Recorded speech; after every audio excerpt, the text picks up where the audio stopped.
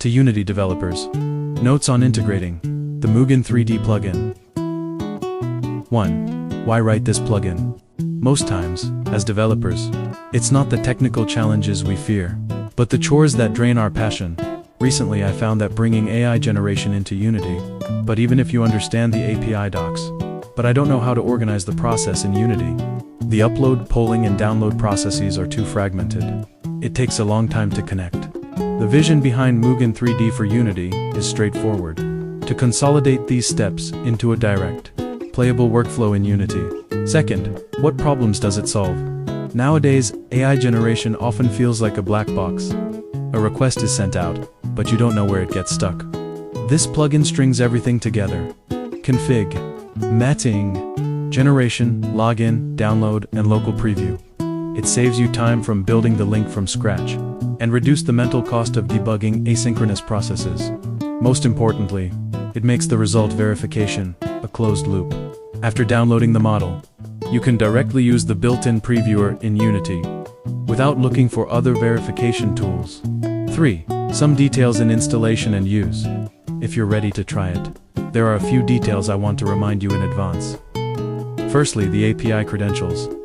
Just enter your access key and secret key in the sumeruai API settings to get started. It's best to put them in the resources directory to ensure smooth reading. Secondly, the environment configuration. It is recommended to manually check the graphics API. Make sure Vulkan or Direct3D 12 is enabled, and turn off automatic API selection if the environment is not configured properly. You may find that the download is successful, but you can't preview it. Finally, about waiting.